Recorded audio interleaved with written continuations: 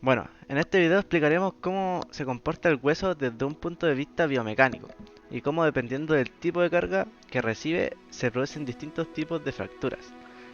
Por ejemplo, por flexión, por tensión, por compresión, por cizalla y por torsión. ¿Qué es lo que necesitamos saber para entender este video? El comportamiento biomecánico del hueso. Primero, necesitamos entender que el hueso no es un material simple, es un material compuesto, con dos grandes fases.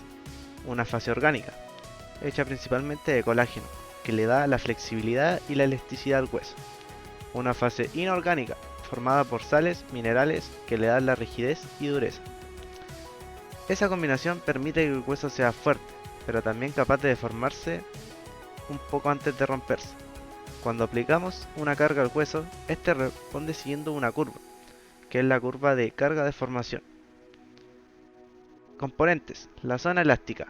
El hueso se deforma pero vuelve a su forma original si quitamos la carga. Punto de fluencia. El hueso empieza a deformarse permanentemente. Zona plástica. La deformación ya no es reversible. Y el punto de fractura es cuando el hueso llega a su límite y se rompe.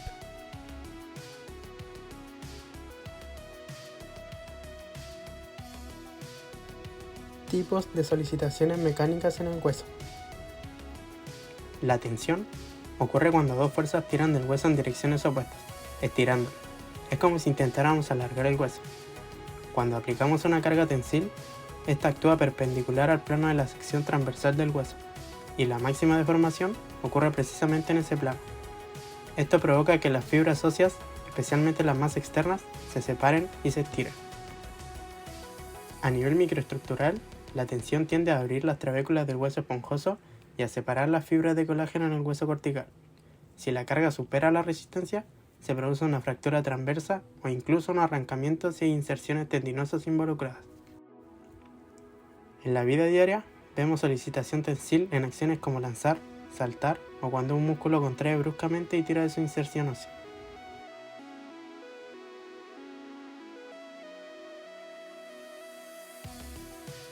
Carga por tensión.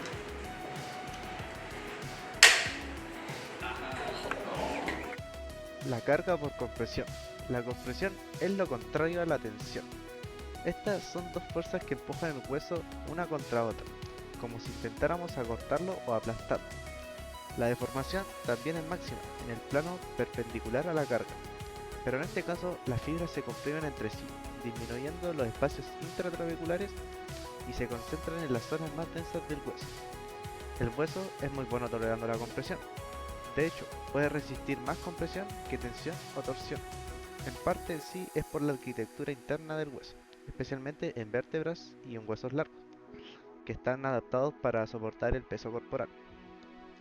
Cuando el hueso fracasa bajo una carga compresiva, la fractura suele tener un patrón de aplastamiento, hundimiento o impactación, muy típico en vértebras osteoporóticas o en caídas de una gran altura. Fractura por compresión.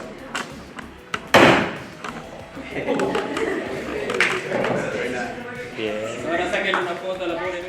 La cizalla ocurre cuando una fuerza actúa paralela al plano de análisis, produciendo un deslizamiento interno entre capas del hueso. Es como si trataras de cortar un hueso deslizando un plano sobre otro. El hueso no tolera bien esta carga porque su arquitectura está optimizada para compresión y tensión, no para fuerzas paralelas. Por eso las fracturas por cizalla tienden a producirse con menor carga que las otras. Un ejemplo clásico es en fracturas intraarticulares, porque las superficies articulares crean planos donde es más fácil que ocurra deslizamiento. También ocurre en traumatismos donde el impacto llega desde un costado, como el golpe de un parachoques en la tibia. Ya. Fractura por cizalla.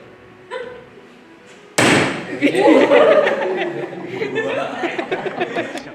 La flexión es una combinación de tensiones y compresiones al doblar un hueso. La cara convexa queda en tensión y la cara cóncava en compresión. El hueso casi siempre falla hacia el lado donde está sometido a la tensión, porque es la menos resistente. En flexión solemos ver fracturas transversas en adultos y fracturas en tallo verde o deformaciones plásticas en niños, cuyo hueso es más flexible. Un ejemplo cotidiano es la caída sobre el antebrazo, que genera una flexión del radio. Otro es impacto que curva el fémur. La flexión a alta velocidad aumenta la energía disponible y puede producir fragmentos adicionales, por ejemplo, la formación de una tercera cuña, especialmente si la contracción muscular no modula adecuadamente la carga.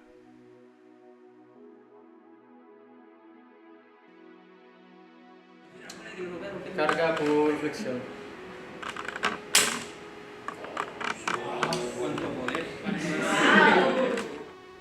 La torsión ocurre cuando una fuerza genera un giro o torque alrededor del eje del hueso. Imagina que tomas un hueso largo y giras un extremo mientras sujetas el otro. Ese estrés rotacional se distribuye en forma helicoidal. La torsión es interesante porque se descompone en tensiones y compresiones que actúan en un plano diagonal. Cuanto más lejos está la fibra ósea del eje central, mayor tensión experimenta, porque describe un radio más amplio. Este tipo de carga produce un patrón de deformación característico, una fractura en espiral que se enrolla alrededor del hueso. Es muy común en lesiones deportivas, donde el pie queda fijo en el suelo y el cuerpo rota encima, como en fútbol o básquetbol.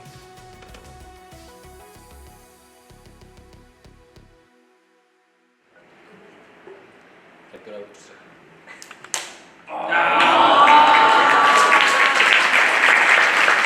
Bueno, para finalizar con el video, creemos que como kinesiólogos en progreso debemos entender cómo es la funcionalidad del hueso biomecánicamente, para así poder ser de una gran ayuda al momento de rehabilitar a las personas. Es crucial saber cómo se comportan estos mecanismos y cómo podemos evitar y recuperar de mejor forma la normalidad del hueso. Por eso es fundamental saber qué es la biomecánica y cómo se integra en nuestro rol como kinesiólogos.